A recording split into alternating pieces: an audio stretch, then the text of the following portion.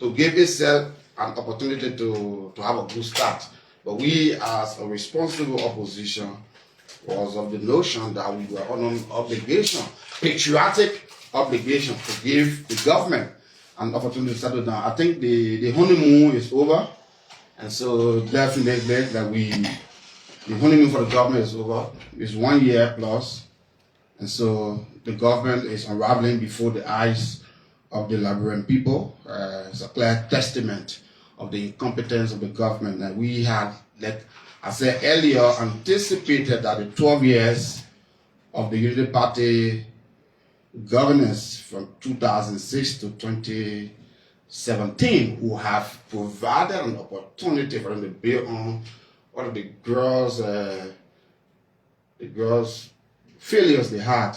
Unfortunately, you can see those failures are being compounded and multiplied in the second stint of the Unity Party. And we are so disappointed as a people in the dismal performance of the government. And we think the Liberian people have been patient for the last 1 year plus. And so you can see the Liberian people are beginning to rise up. You can see one of the protests, the agitations around the country is a clear indication that the government is headed in the wrong direction.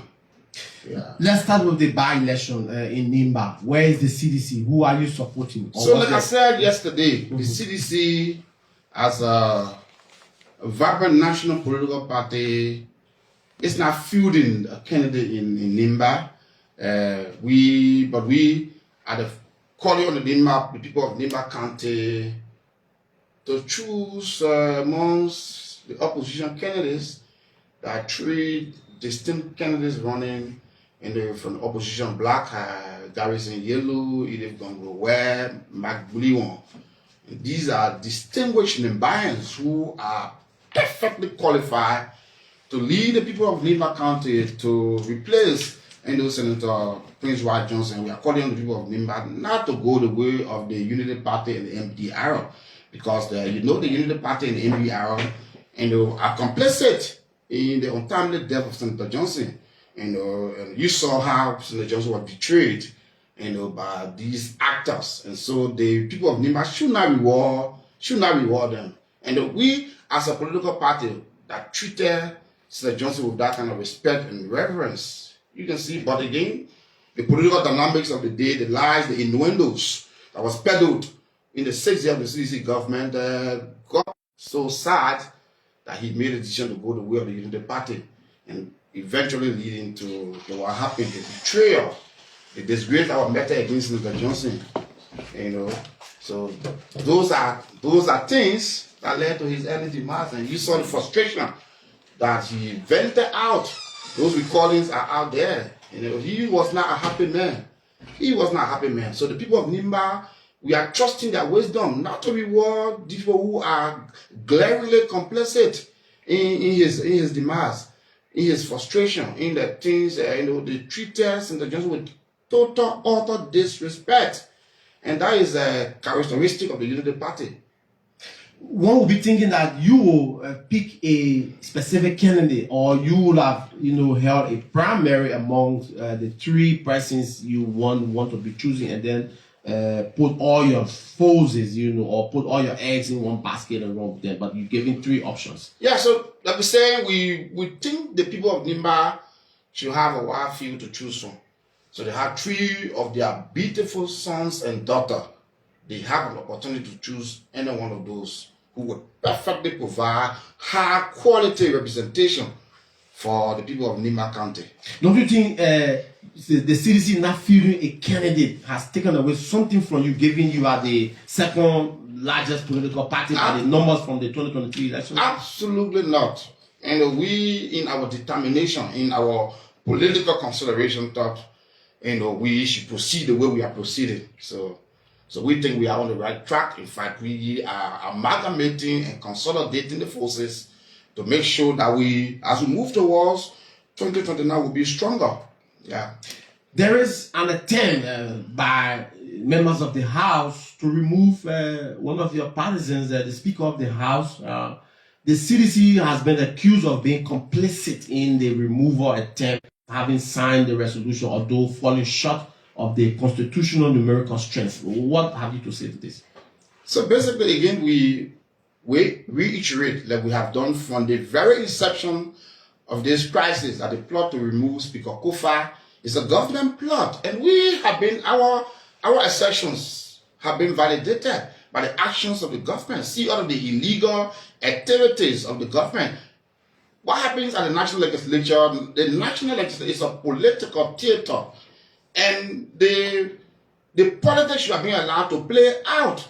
But you see, the government have been intervening, using the police to brutalize certain lawmakers. That tells you the government is the chief mastermind behind the removal, the attempted removal of the speaker. Yes, we do agree that some CDC lawmakers were co-opted into the plot, but we have long since disowned these lawmakers. We have even gone further and taken action of expulsion against Deputy Speaker in the Thomas Fala, who was a long-standing member of the CDC. That's a clear demonstration of our distancing the CDC from all of those. Again, it's a naked propaganda from the Unity Party trying to attach the CDC to the removal of the speaker. And we can say categorically that the Unity Party government actions, as you see, where they're using the Liberia National Police to intimidate the opposition, using the weaponizing the judicial system to try to harass certain lawmakers, unprecedented in Liberian history, where they try to take advantage. You know, government has a lot of resources, so the government decides to politically target certain constitutionally elected lawmakers, including the constitutionally elected Speaker of the National Legislature. That is treasonable. That is treason, because they are violating the Liberian Constitution, interfering with the smooth working of the National Legislature. The Justice Minister even went afar, issuing an opinion which is in clear contradiction of the plain language of the Supreme Court ruling that says any action that contravenes Article 33 and 49 of the Liberian Constitution is ultra-virus. And because you don't have the number 49, because if in any of their settings, if they have reached the number 49, wouldn't we have all of this debate? Because we have been so over the board got 49. So 49 person setting, that would have, even though that would have require some procedures, and but that would have said, oh, but the people have the number 49. But they don't have the number 49. You don't have the number, you got to follow the rules. The rules of democracy are clear. Follow the rules. Why are you trying to abrogate the rule? And that's what we say the Union Party is going like a junta-style government. It's not a junta republic. This is a democracy that we have fought for over the years. Many Liberians, patriotic Liberians, have died trying to get this democracy that we are enjoying. We are consolidating the democracy. You saw the concession of President Weah in 2023. It was not out of weakness, but it was, a demonstration, a testament of his unbounding faith in the rule of law, in the constitution of the country. And that's why you saw he started to reduce the political tension in 2023 to do an early concession, hoping organize a peaceful transition of power with a constitutional violation, violating the laws of the country, targeting citizens in the police move into King George, started to brutalize removal intended position, even in the face of a Supreme Court ruling that declared these actions unlawful and unconstitutional. The government still proceeded to appoint a acting governor at the central bank. So this is a constitutional transfer of power. You cannot have people acting in these agencies. These agencies, the national legislature constructed these agencies and made them independent for a reason. But whenever you are constitutional to act, you are compromising the independence of these agencies, thereby taking away from their independent function, thereby even undermining the oversight role of the Liberian Senate that has the power to confirm. Because every appointment should be by the consent of the Liberian Senate. But you are bypassing the Liberian Senate appointing people in positions, serving. People are serving this for more than 1 year. It's an abrogation of the spirit and the letters of the Liberian Constitution. And that's what we said this government is demonstrating government. We have people acting in strategic agency for over a year. When the laws are very clear. The laws are very clear. So on the rule of law note, what percentage will you give the government? 25%. Maybe less than 25%. You can see the whole country is in. The only reason why you see the country has not erupted is the Liberian people desire for peace. But there's a limit as to what the Liberian people can take. Visit the streets, and you guys who are investigative journalists, you need to go at the various roadblocks during the day and see how citizens are being harassed by the Liberian National Police. Citizens are being systematically harassed and extorted by the citizens. Police arbitrarily parking private property of citizens, taking it to the police headquarters without accountability. And ordinary Liberians are losing millions of dollars to the actions of the police. It's very shameful. Especially Gregory Coleman, this is very shameful. Deputy IG Nelson Fremont, you are a lawyer. So to preserve what the level of lawlessness at Liberian National Police, there will be a day to account. There will be a day of reckoning. Because you will account for these illegal actions where you are targeting ordinary poor citizens, depriving them of their lawful property. And then you allow your police forces to extort money from people at roadblocks around the country. This is totally unacceptable. This is a junta style government that this government is running. Let's go to the on the same rule of law, the police response to the recent student demonstration around on the Capitol Hill. You saw the level of brutality meted against these unarmed students. You saw how the student was being dragged by the Liberian National Police.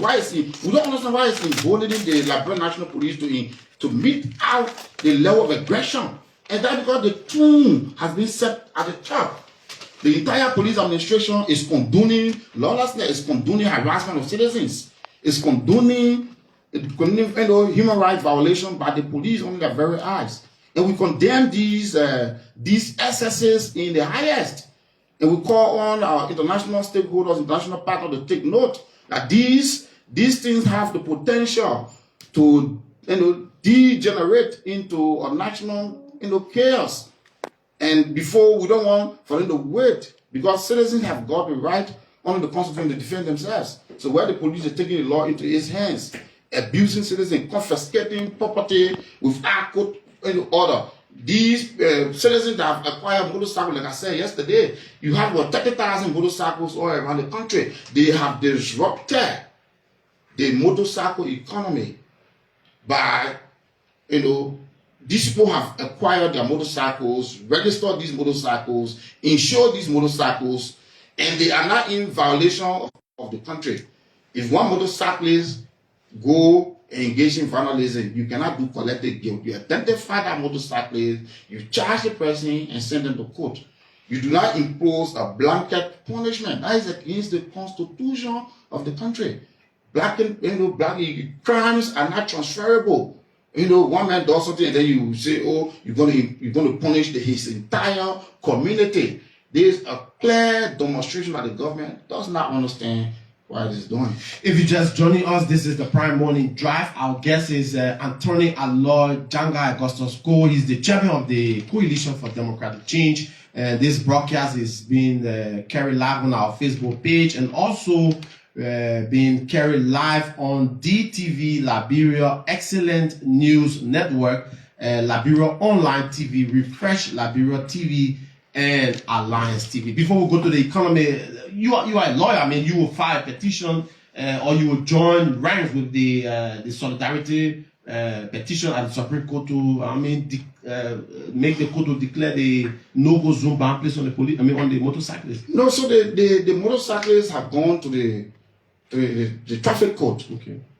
Because the Supreme Court, I think, rejected the prohibition. The Chamber Justice declined to issue the prohibition. But what we are saying, citizens should not be required to go to the Supreme Court for the government to do the right thing. No.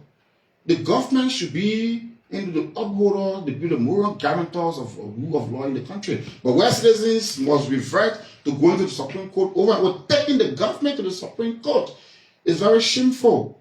It's very shameful for a government that was in power for 12 years that the citizens, ordinary citizens, who are in compliance with the vehicle and traffic laws of the country, their right to free movement is being denied. Their right to free movement, constitutional guarantee right to free movement is being denied because one person committed a crime. So that rationale does not even make sense. One person committed a crime and then you punish the entire community. These people should be treated on a case-by-case basis. People who are in violation of the vehicle and traffic law should be apprehended, charged, and prosecuted. Now, the motorcyclists, that the police exists now, only the tour around motorcyclists. Because every motorcycle that is flying, your motorcycle is registered and insured, but the police will still stop you and harass you. And that is totally wrong. It's totally wrong. Let's go to the economy of the state. I mean, the economy, how does the CDC see the economy? So the economy, you see the economy is in a very bad state. So you need to go about interview ordinary citizens. You see that the economy is in a very bad state because the government, when the government took office, they didn't have a plan.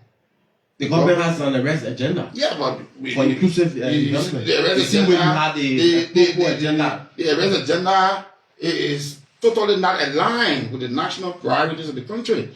This country is a poor country, but you see, the arrest agenda is a rule of law. Yeah. See what's happening to so match the plans with the actions of the government. Then you see whether the government is actually even going by its arrest agenda. No. The government is in total and stark contradiction of its own quote-unquote arrest agenda. The government is proceeding in such a way that it does not understand what's happening in the country. And we think very soon the country may rot into the incompetence of this Unity Party government. The government got an agricultural policy that will feed ourselves. I mean, it's elaborate. I mean, the government proposed agenda is elaborate. I mean, on what it wants to do. It wants some. But the government has power already. So why is the government waiting for? Instead of the government trying to solve the daunting challenges of the country, the government is engaged in constitutional violation, human rights abuses, rampant corruption all across the government. So the government is in total disarray. And when I took over as chairman, I pledged not to be disruptive. And some people are having a lot of pressure. And people say, oh, the chairman does not want to speak. No, absolutely not. Because I am also a public sector actor. So I felt the government needed an opportunity to govern for 1 year. And you see what they have totally taken the country in reverse.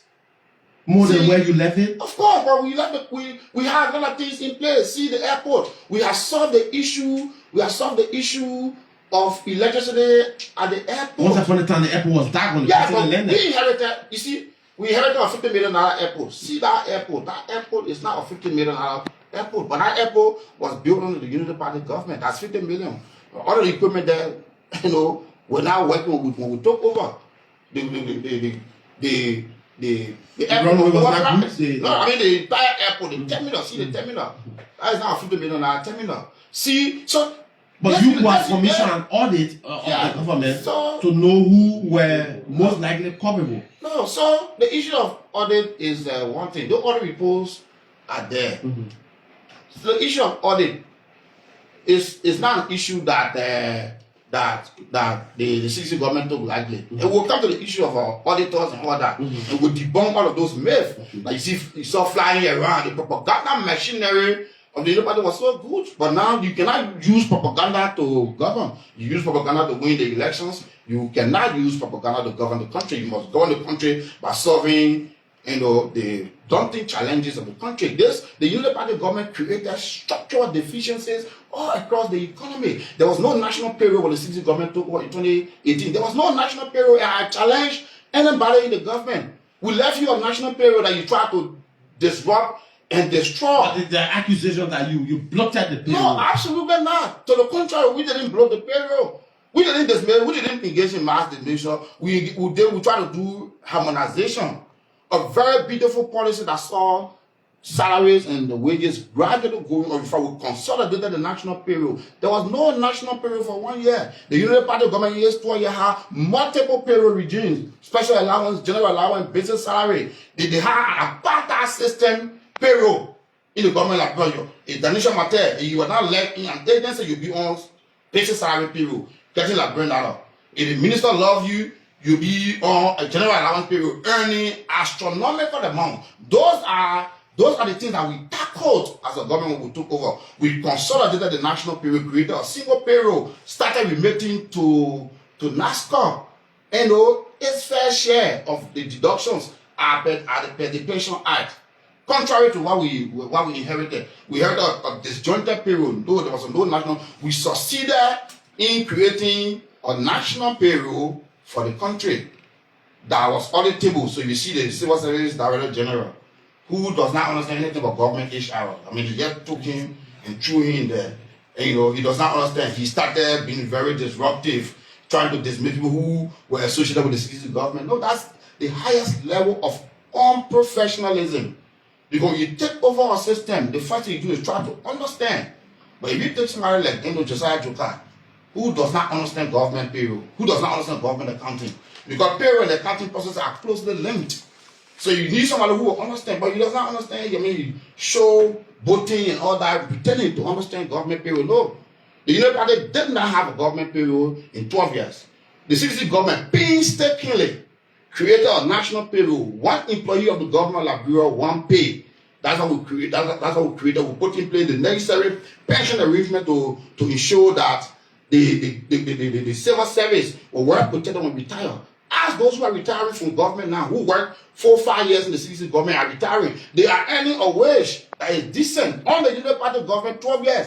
Those who retired were earning $4,000, $5,000. No employee of the government who retired, who worked 3, 4, or 5 years on the CDC government, who retired now, we earn $3,000, $4,000. No, because we were aggressively identifying the problems of the country and solving them point by point. But contrary to that, you see the Unity Party came to power. When we took over, we didn't engage in mass dismissals. We knew the Unity Party people, Unity Party ran the government for 12 years. And they were doing partisan recruitment for those 12 years. So naturally, maybe 70 to 80% of those in the government, whether it is the civil service or professional service of the government, they were all Unity Party people. But the CDC government was a patriotic government. And that's why the President, His Excellency, George Manuel Weah, gave strict instructions that nobody should be targeted on the basis of political affiliation. And people try to use the case of Mo Ali. Mo Ali was the Secretary General of the Unity Party. So he was moved. He was sent to a grad school. He was not even dismissed. He was transferred. But today, if you ask the Unity Party folks, they shamefully and disgracefully refer to the case of Mo Ali as the benchmark. As the benchmark for the mass dismissal. But why was Mo transferred from the Ministry of Finance to maybe Grand Transfer is the prerogative of the agency. So even now you can transfer our people, but you are dismissing civil servants. You can't really transfer our people. But Mo Ali was a distraction in the government at the time because he was Secretary General of the issue. And that's what led to his transfer. No, what I'm saying is that you knew that he was in the civil service, but you were engaging politics in the civil service. And you understand? Even at that, he was not dismissed. Even at that, he was given the option to go to Banku to work. And that is the case of Mo Ali and our lady at Gender Ministry is the case being used by the Unity Party government today to engage in mass dismissals of people who they perceived to be associated with the CDC. And I can tell you, some of those people you are dismissing are your very supporters who were in the civil service. Because the civil service, you build the civil service on political affiliation from 2006 to 2017. The civil service was built on the issue. So that's what we knew. In our various offices, we knew people there were not CDC people, but they were Liberians. And as per the mandate of His Excellency President Weah, these people were treated immune. These people were treated unless it reached the point where one or two isolated cases. Like the Mo Ali. Yeah, the Mo Ali, there's a lady was the general. Yeah. But you see now, For the last 1 year, see the systematic disruption of the civil service, the politicization of the civil service. See what is happening. It's very, very shameful. And there are allegations, and maybe from the other report, that under your government, you put partisans in the executive protection service, and so they were removed from the service. Somebody they didn't meet the basic eligibility requirements. So we inherited an EPS from the Unity Party for 12 years. So you did the Unity Party. Logically, do you think the Unity Party repeated seditions from 2006 to 2017 to 7 the EPS? I don't know. No, sir, I'm just saying by logic. No, I mean, we need to reason together. Okay. Let's reason together. So we are not saying they recruited Unity Party people, but one can only rationalize and deduct that people who were recruited in the EPS from 2006 to 2017 may have been inclined or aligned with the Unity Party. That's quite understandable. So we didn't go so with the mass dismissal of these people. So people who were recruited from 2018, yes, it is possible some of them may have inclinations towards the CDC, but it's not a basis for dismissal. Then we should have scrapped the entire recruitment process of the Unity Party government from 2006 to 2018. No, but we did not have a plan of disruption of the country.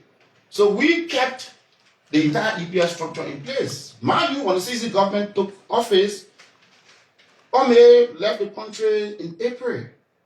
So there was additional security. I mean, the security people can speak more to that, but from a general government perspective, you will know that if 15,000 Ome troops, the Unity Party government timed the exit of Ome, all of those things, the repayment of international debts, all of things were timed with 2018. So the CDC, when the CDC took over, there were humongous challenges that we started to confront.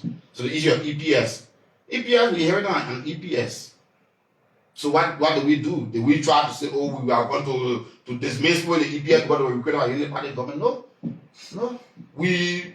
There were additional security in the wisdom of the national security architecture at the time. They felt that they needed to recruit additional people. Whether these people were seditions or Unity Party, I can tell you, many of these people, we have had inclination towards the Unity Party, even some of the people who were recruited in 2018. Because we are finding out now some of these people have attachments. But the country is so small. So any government that begin to target people on the basis of political affiliation, that government is totally out of touch with Liberian history, totally out of touch with national priorities. Because no government should, after an election, there should be reconciliation, there should be unity. But you targeting, look at Abdul Khaled from Maritime. Abdul Khaled, I felt so sad. Your youth league chair, yeah, from District 16. Abdul Khaled was dismissed. And on the basis of his party affiliation? Of course, but they said his service was no longer needed at Maritime. That's a joke. That's a joke. That's a violation. Have you spoken to the authorities at Maritime? They heard Lito Lai and other folks there. So I frankly try to use other conduits to see whether they will have reconsideration. Because Abdul is a decent young man that has the right to politically affiliate. But Abdul, throughout his stay, after the election, Abdul was not engaging, making political comments and all of those things. But nobody, no Liberian citizen should lose their job on the basis of political opinion, on the basis of political affiliation. That's a violation of the Constitution, because the Constitution is clear. All Liberian citizens are entitled to work, irrespective of political affiliation, ethnic background. No. So the government in its totality is incompetent. Because these elementary mistakes that have been made, we had thought that a government that was in power for 12 years would have been technologically equipped, professionally equipped to make sure that they take off in a professional manner to consolidate the gains. But they started disrupting until they started disrupting that widely benefited them. Take for the issue, why does the country still have electricity challenges? Liberian people are not asking that question. Because the 40 foundation laid by the Unity Party government in 12 years. The Unity Party government used 350 million to refurbish the hydro, to refurbish the 88 megawatt hydro. So you go and do a search on Google. 350 million can build you a 1,000 megawatt power plant. But the Unity Party government refurbish The 8 megawatt plant for 350 million. And that's why we have this continuous. That's why it's a structural fundamental issue. It continues to remain a binding constraint. The CDC government, in the sense, they have pumped millions and millions into LDC. When we took over LDC, well, what is that in bed? Go there and find out. We pumped in millions. Mr. George Lobo, a supporter of the government, was here. He said your government had arrears with in keeping with the power sharing or the power purchase agreement from Ivory Coast, that the government had to pay arrears that your government. There may have been arrears. I'm not contrary that they may have been arrears. Okay. But there was arrears when we took over. There was a millions of dollars arrears at LDC. We pumped in millions, tens of millions into LDC when we took over government in 2018. And so we didn't even need a power purchase agreement. If $350 million of state resources have been applied properly to either build a new plant or properly deploy 350 million. 350 million was deployed to refurbish an 88 megawatt plant. 350 million can build you 1,000 plus megawatt. The United Party government used 350 million to build 8 megawatts.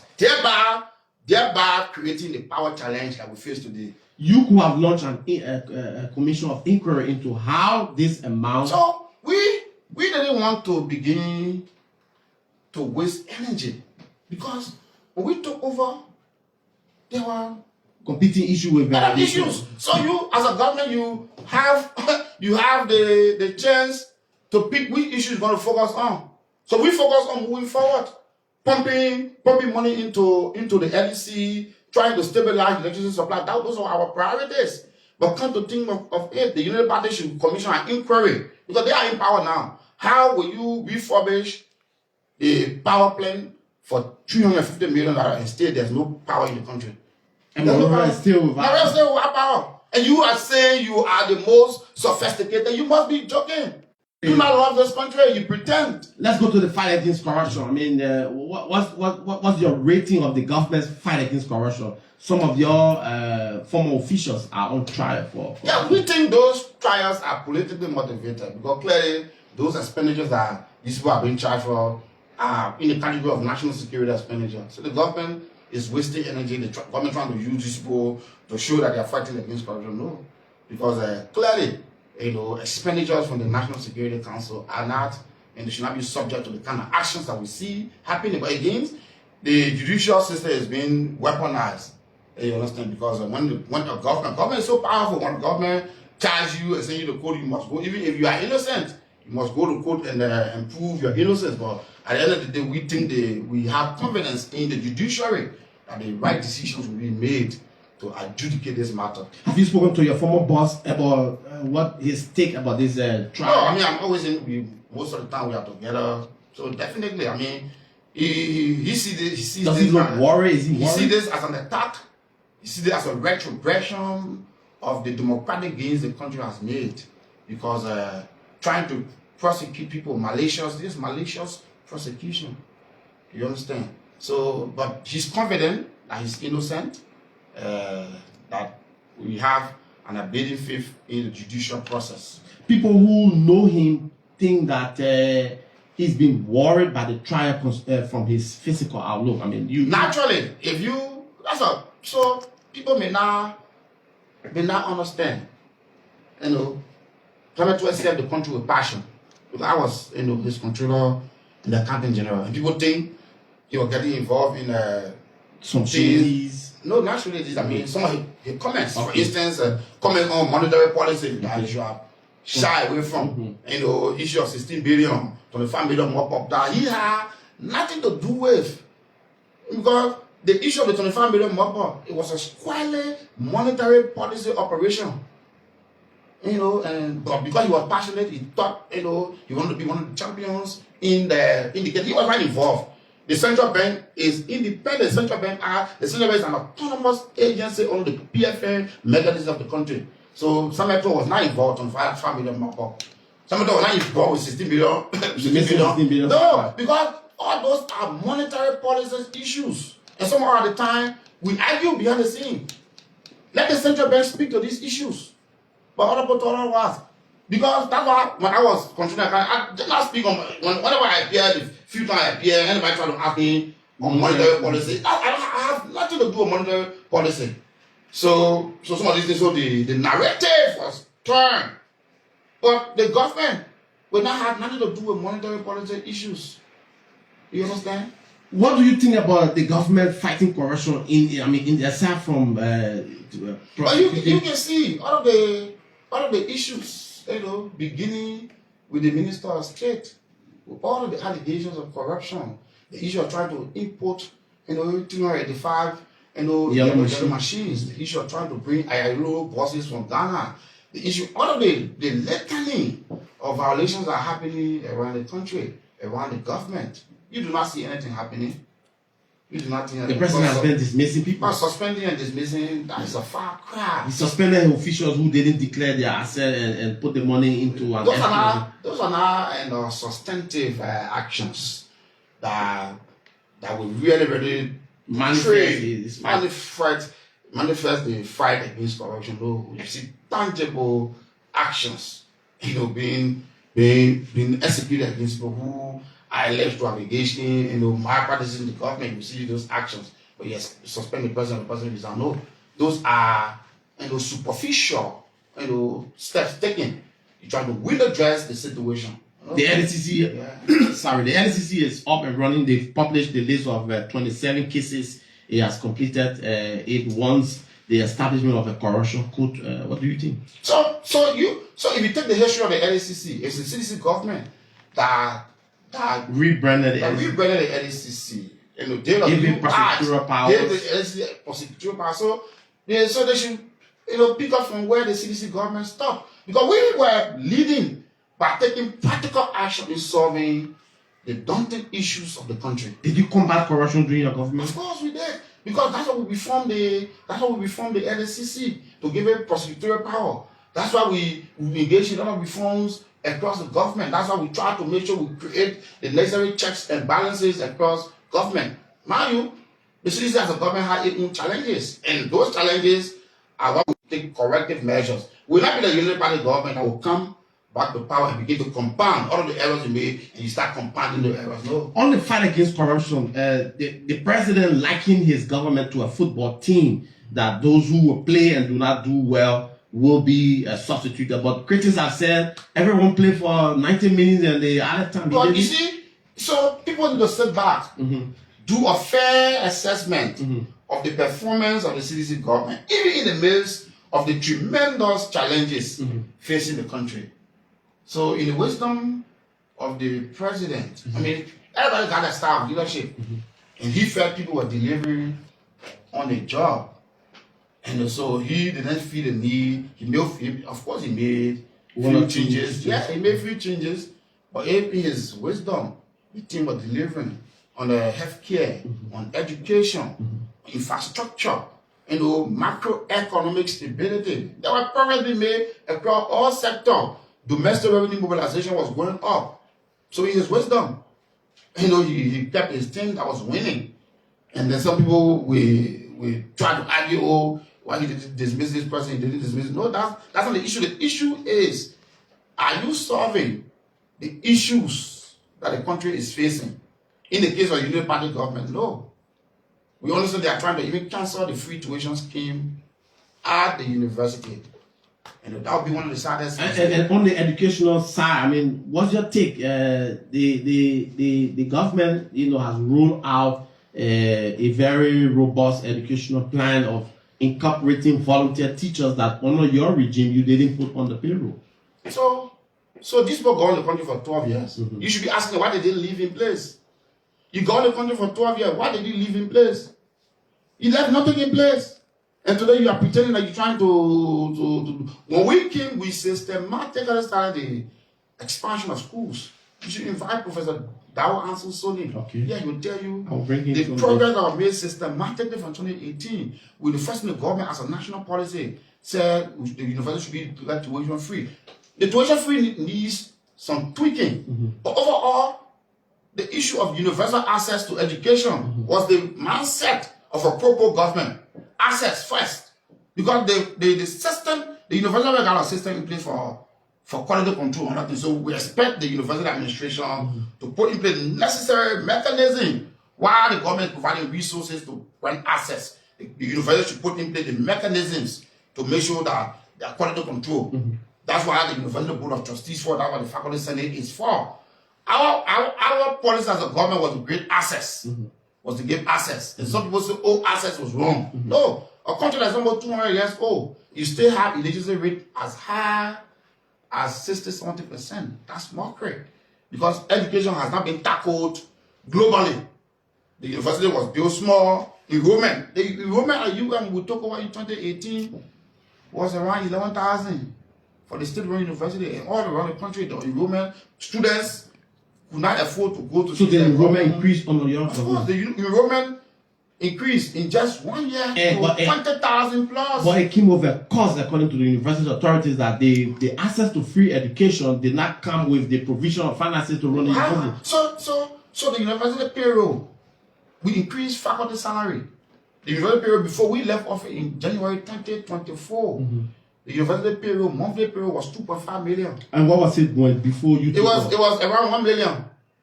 So that tells you, so the part university would ask them to come clean, come provide the files. What was the university monthly payroll when the CDC government took? Yes, and what was the payroll when you left? We increased salaries of professors to make sure that people who work, everybody working at the university now, you do not need your full-time faculty. You don't need to work anywhere. Wow. You have a good business. You have a good salary. That was not the case when we took over. And that took painstaking negotiation over the last 6 years of the CDC government trying to make sure we met faculty demands. But when the United Party government took over, what did they do? They closed the university for 7 months. The longest closure of the university in peacetime occurred under the Unity Party's second stint in power. 7 months. 7 months. I entered the university in 1995. Even in those years, never was the university closed for 7 months. It was at least 1 semester, 1 year, 1 semester, that's around 5 to 6 months. On a peaceful transfer of power, democratically elected government, the university was shut down for 7 months. Because the government did not have the political will. Looking for they disagree with the free tuition policy of the CDC government. The free tuition policy of the CDC government is a fundamental constitutional gift to the Liberian people as a way to participate in the country resources. So the sons and daughters of the peasants of the country were encouraged to come to school en masse. But apparently the Unity Party government is elitist. They are focusing more on giving scratch cards to their government officials, giving gas to the government officials, and allowing them to travel. They're trying to find a way to even undo their money. They're trying to increase salaries in many forms and manner. Why can't they undo harmonization? Because that a lot of persons cry, you harmonize my salary, will harmonize your vote. Harmonization was a painful policy, but it was a policy that was intended, like I told you. The Unity Party government in 12 years did not have a national payroll, which was a national disgrace. National disgrace. That you could not, even the GSE, they did not audit a national payroll because there was no national payroll. The GSE audited a national payroll under the CDC government because there was one. In 2021-22, the CDC government invited the General Auditing Commission to audit a national payroll. The national payroll, we are not claiming that it was perfect, but at least there was one national payroll that you go in, Danicious Mater, and you would have a unique ID number, and then you have one pay. We didn't have Danicious Mater on multiple payroll, general allowance, special allowance, civil service. No, we consolidated. We agree that there were some challenges with the harmonization in terms of our communication and other things, but it was a policy that even increased the salary of immigration officers. It increased the salary of police officers. It increased the salary of doctors and nurses. They are not telling the story. Although there were people at the Ministry of Information who were still making less than the minimum wage. No, there will be very few cases, maybe 2-3%. Like I said, the system we created was still perfecting it. We are not going to say, everything was very important. But we were perfecting it. But at least What we are saying in 12 years, the Unity Party did not muster the courage to create a national payroll. 12 years we are in office. With all the international assistance, all the international technical support, you did not create a national payroll. You fail on creating a national payroll. You fail on deducting the requisite national security contribution. It took the CDC government fixing the national payroll in 2019 and started remitting, national security and national social security contribution to NASCO. And you cannot, those are things that the Unity Party government will block the CSA Director General and sometimes calling Josiah Joker. He's actually my classmate from 7th grade. But I think he's joking. He does not understand government payroll. He's learning on the job. Maybe there are some folks that will say, fire back. I can assure you will fire back. No, but he's joking. He said he's trying to undo, for instance, mobile money payment. That's the highest level of incompetence. And I mean, you are not even understanding. You know what I talk? When I took over as Controller and Accountant General, one of the policies that I convinced the government was to do digital payments. So we started to roll out the digital payment process. One of those was mobile money. Created a mobile money infrastructure, recruited and trained staff. And that was because when we took over in 2017, the government was still putting cash in bags and flying it to the counties.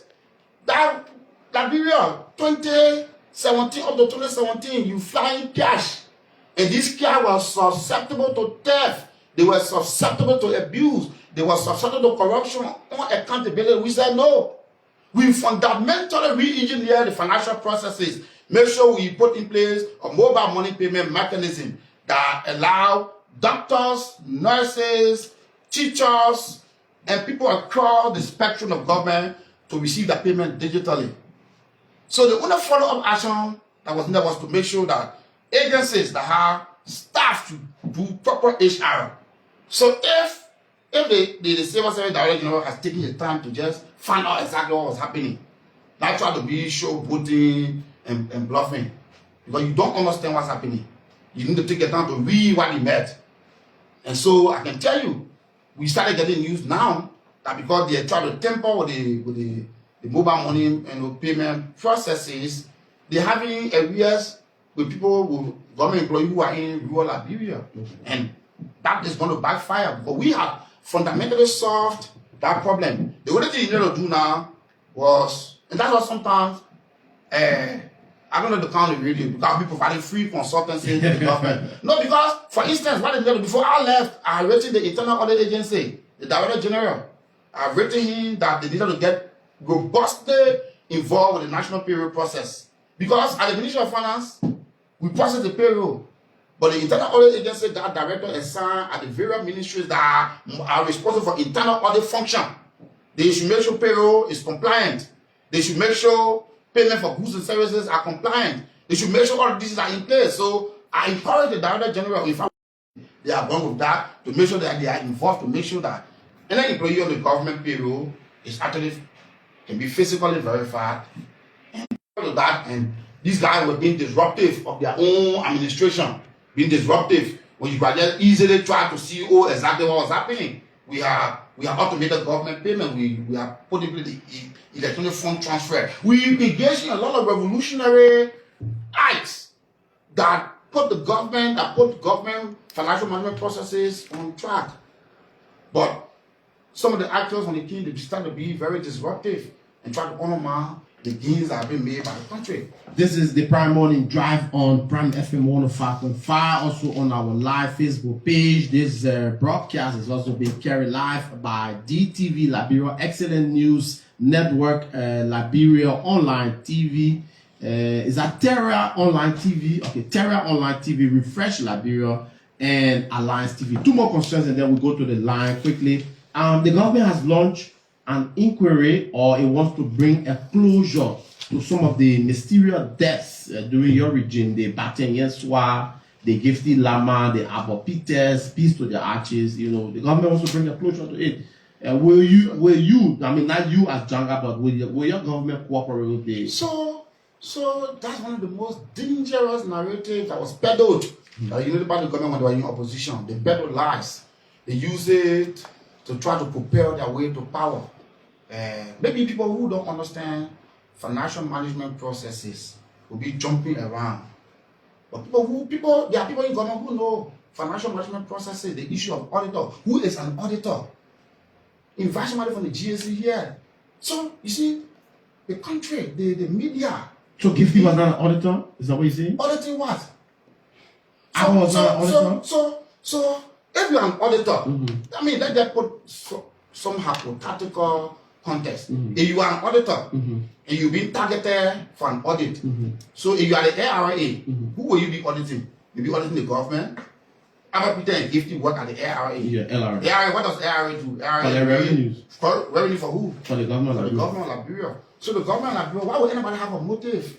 So in law, and I'm Anthony at law, in law, before a crime is committed, there must be a motive. You must first establish what's the motive. Why would somebody be running? Why would anybody in government be running after Peters? Why would anybody in government be running after Gifty Lama? So you see that false narrative was peddled to the Liberian people because the level of gullibility in the society, people started to buy, auditor, no. We are not seeing people are not auditors. These were auditors that were helping the government to raise money. So anybody targeting them will not be the government. Baden Yuswa was the internal auditor general of the government. That is the IAA. So anybody, Baden Yuswa was not auditing government per se. So Baden Yuswa work was helping the government to strengthen internal control. So there will not be a motive in the government to target Baden Yuswa. Maybe he may be, and I'm choosing my words carefully, he may be or who have then targeted because he was trying to put control on people who wanted to look at So you got to extract motive. You must point out some things. Oh, Baden was auditing this. Oh, Gifty Lama was auditing this particular thing. And the person was involved. Okay, now the person was involved. Oh, Albert Peters was auditing this. No. And the person to this but Albert Peters and Gifty Lama were people who were raising money for the government. So the only thing that maybe at the time the government should have gone further to find out who will have motives. But again, some of the people in our government were reacting by emotions. They should have gone systematically. Who will want to harm Albert Peters? In my opinion, not a government official. Because Albert Peters is raising money for the government, to help the government official to pay for government service, to increase domestic revenue. Why would anybody in the government try to target, So will you cooperate with the commission? Definitely.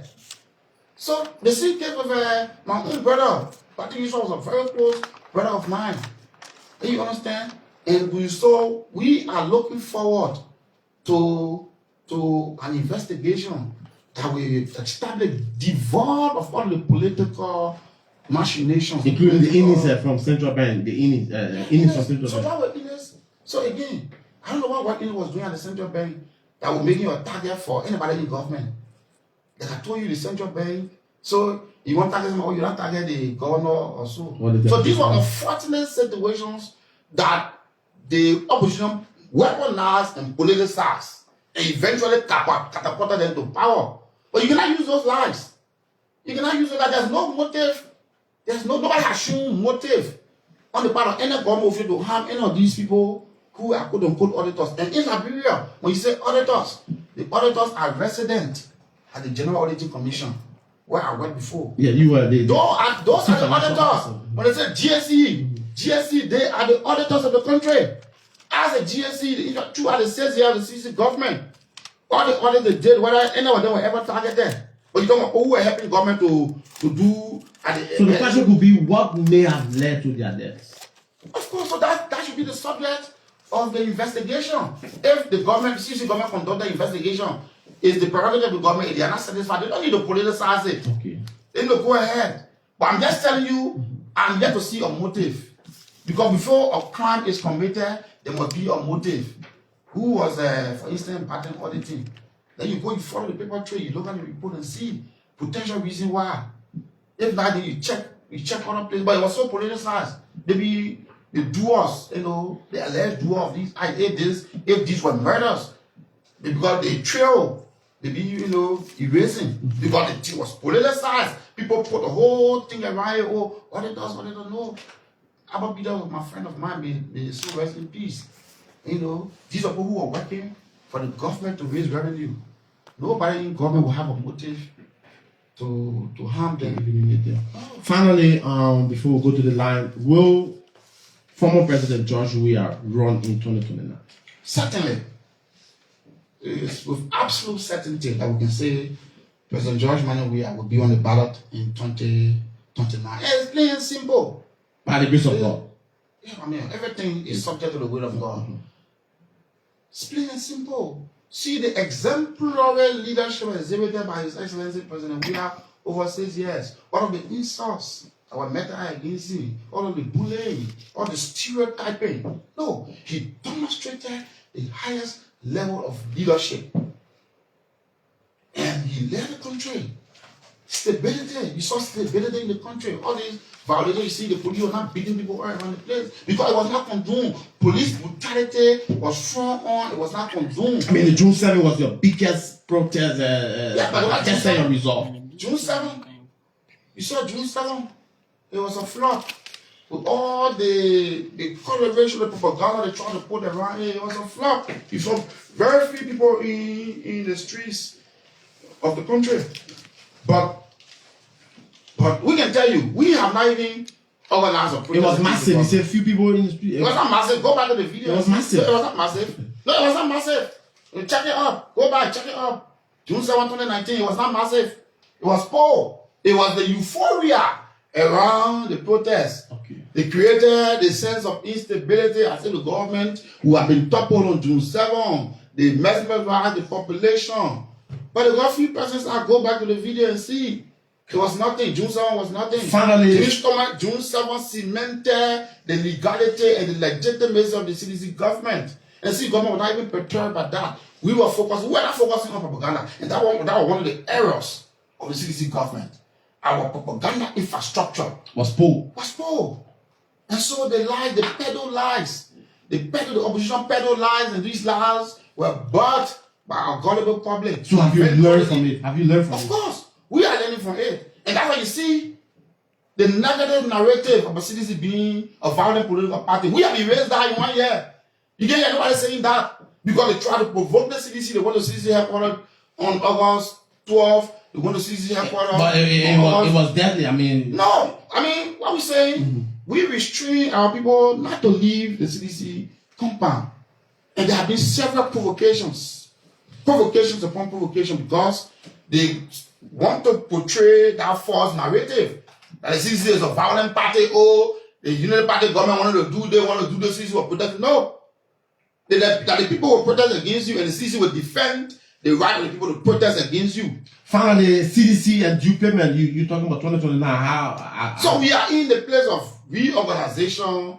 We are in the space of recalibration. We are in the space of reconsolidation.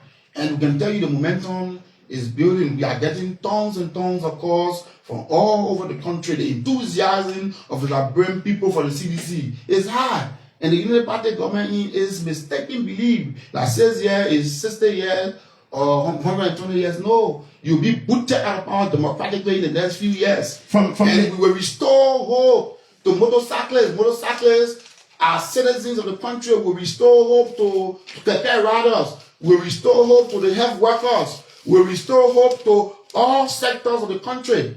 The elitist government that you are running now trying to give more scratch car, gas, and other things. Even civil servants are on the back foot. They were misled. They were misinformed. The CDC government will return and will consolidate the gains that we made from 2018 to 2023.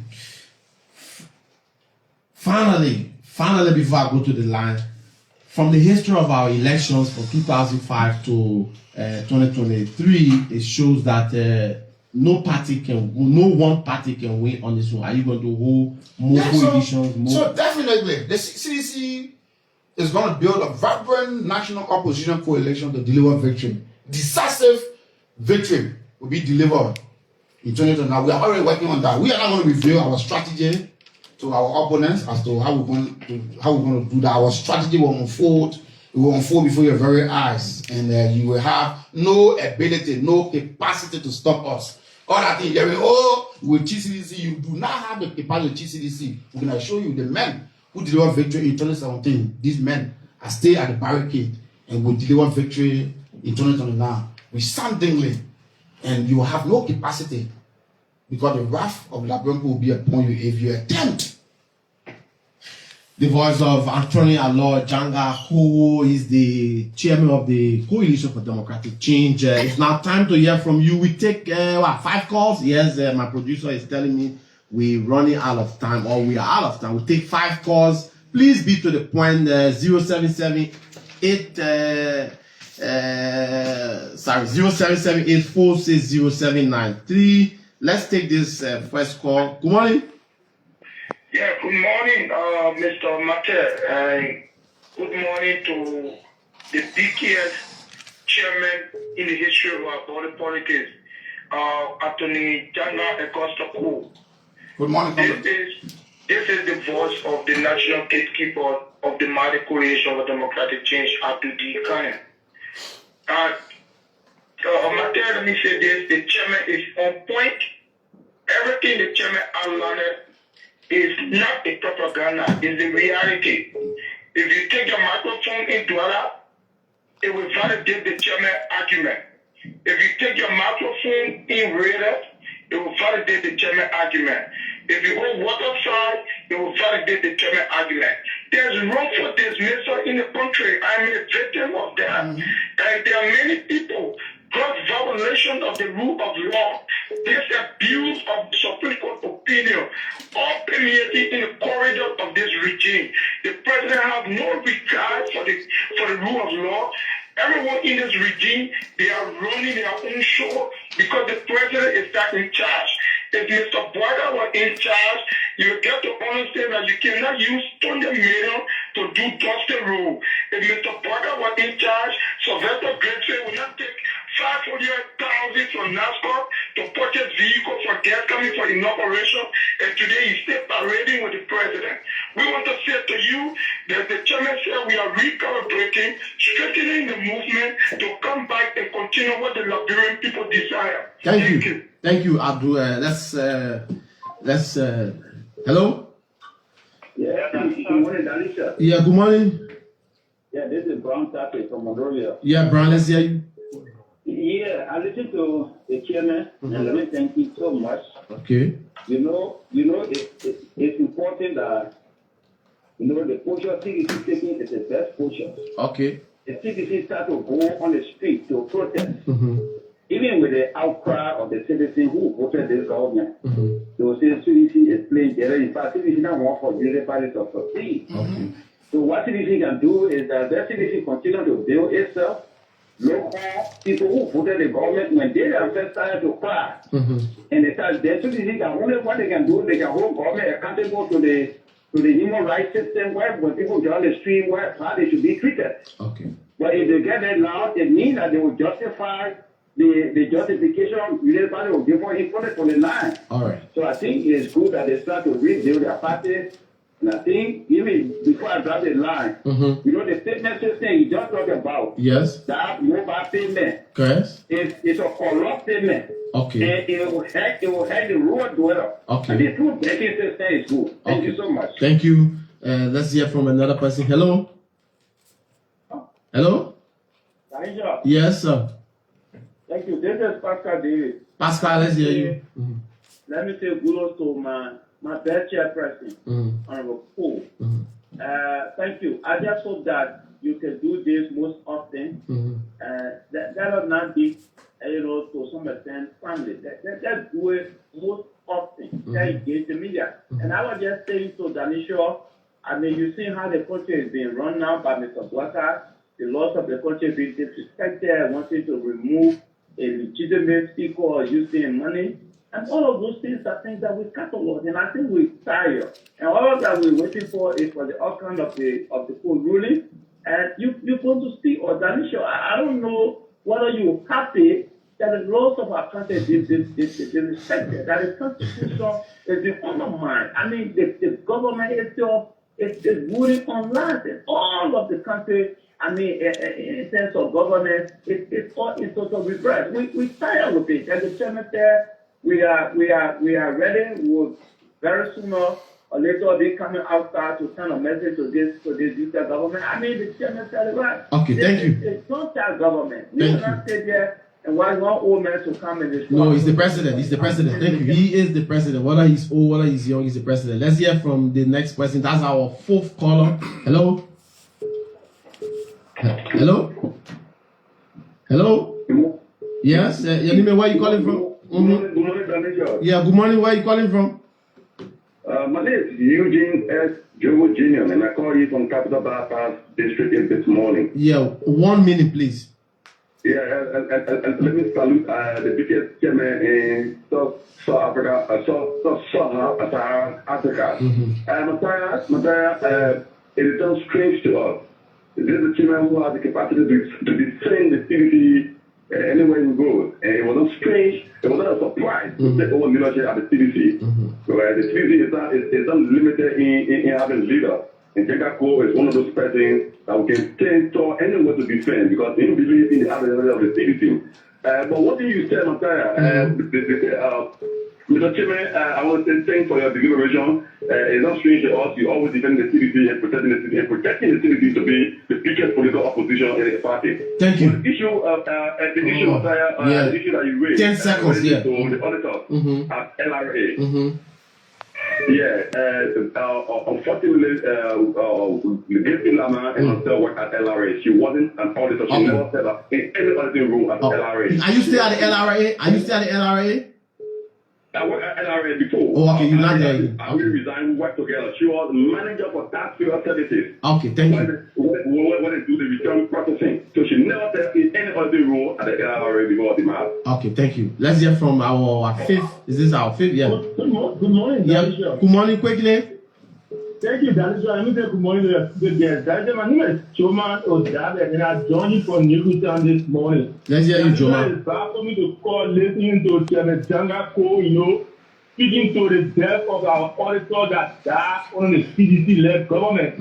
Why will he be playing politics with the death of people who sacrificed their life for this country? We all know that these people are carrying a piece of job to audit for government or functionaries, and they die mysteriously. And the only thing Janga Kowo can tell is that these people died because of you want to play politics with their death. It's so sad. No, he said they were not auditors, but People take them on power. They can never leave all the things. Thank you for the opportunity. thank you. Thank you. Thank you. No, be respectful now. I'm here to tell people not to call him, call the president. Oh man. Good morning to you. Good morning. Yes, okay, and let me say good morning to the people again. For the name and impact, the name of Divine Tearful Political Apostle and core condition number 16, PRO Unity Party Youth Wing the 16th chapter. Okay, you see, this morning, if I be the journalist this morning, I will have put Mr. Kowo outside because. Why? And because of why, just better is so much evil.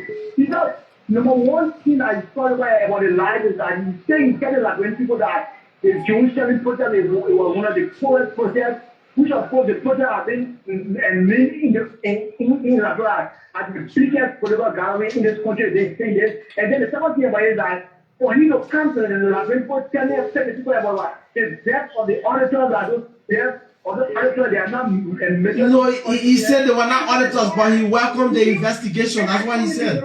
No, I don't have the luxury of time because I don't know when to see the contract of my time. Thank you. You see, okay, what I want to say is that CDC, they need to stop playing around here. Yesterday, we gave them the power yesterday. Those guys, they were playing with the Liberian people. But we elect a president who is in the future of the Liberian people. See what is going on the bloody worker. Okay, thank you. We don't want to take our country to children. And the incompetent board yesterday, we don't want to give our country so that they should sit down. Thank you. Thank you. This will be the last person. Hello? Delicious. Yes, good morning. And where are you calling from? Delicious, good morning. Yeah. And let me say good morning to Janga Kowo. Delicious, I'm in Monrovia. My name is Theophilus Tito the Second. Okay, let's hear you. But Delicious, I must speak a bone with you this morning. Go ahead. You gave Abdul more than 1 million on your personal life. And I also gave Divantia. Okay, go ahead. Go ahead. No. Go ahead. That is not true, right? Go ahead. let's be frank. You gave Abdul more than a minute on your personal line because you suppose he's chairman against the administration. Really? You chose to restrict all other persons to 1 minute because they are accountable. Do you know how many minutes Divan stay on the phone? Wait.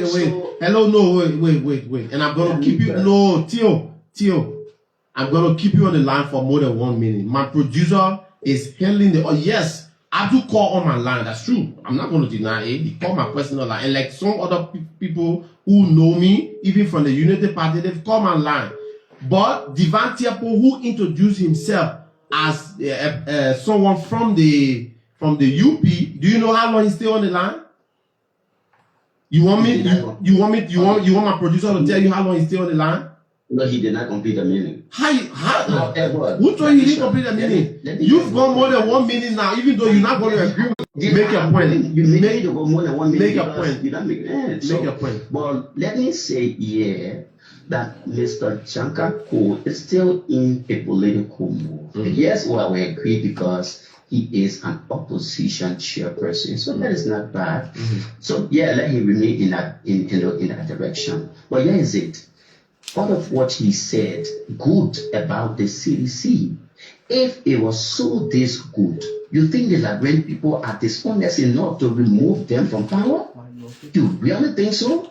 That if CDC led this country in the direction of the people's interest, the people who have voted them out of power, it is a shame for the big brother to come on the station to say this kind of things. No, let me say it in here that whether you agree or not, you kill those auditors that were working in the interest of the Liberian people because they were exposing your administration. That's what it is. So, Theo, I can't be Theo.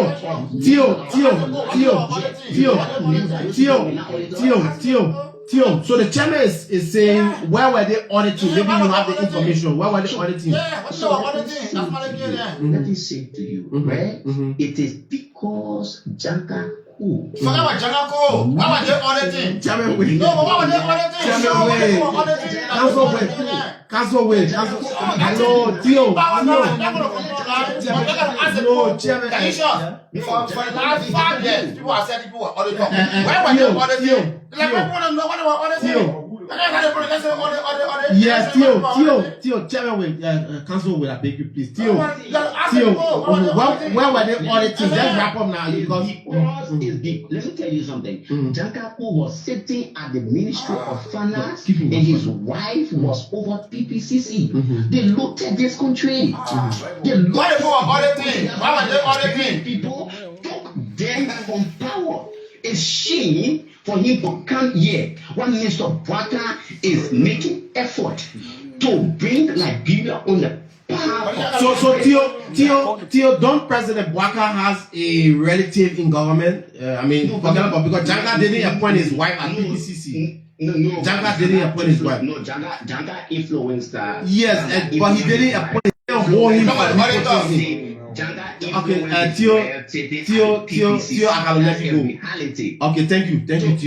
No, Theo, I can let you go. I can't keep you on. The last caller, yeah. Yes, morning. Kekula. Thank you for the recognition. Yeah. You see, yesterday we got a lesson and we saw somebody who spoke with numbers and he was precise about the making of the government in President John Noble. But what we are getting today is about somebody who is qualified with falsehood, disinformation, and misinformation.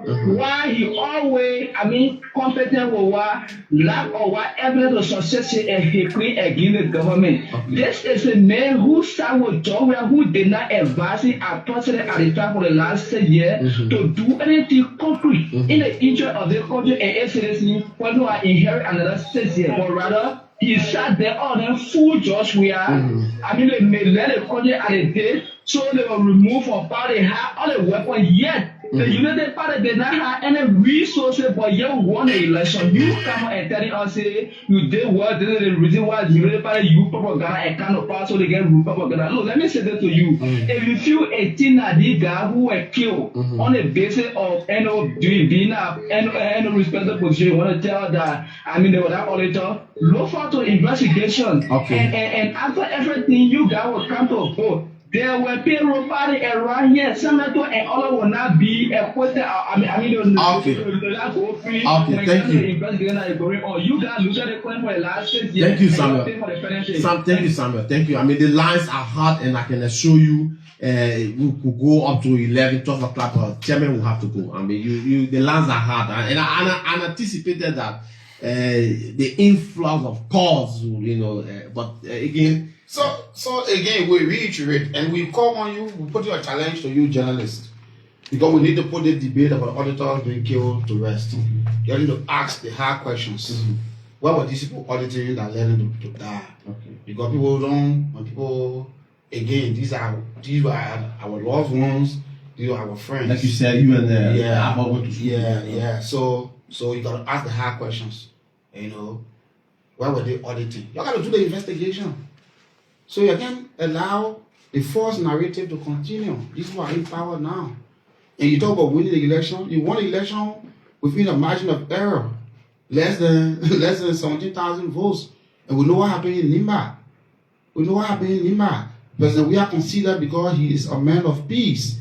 President, we are considered because he put the interests and the stability of the country above personal interest. That's why we consider. You won over 17,000 vote margin. We beat you in 2017. We beat you massively. We beat you so massively. And you didn't come there. Even at that, your surrogates went to court. You want to go try to track the election result. And we beat you again in 2029. And you have no way to cheat, to create fear in the people. Because you are in power now. And you will not go away because you've already been exposed. You have exposed yourself. The incompetence of this government has been exposed.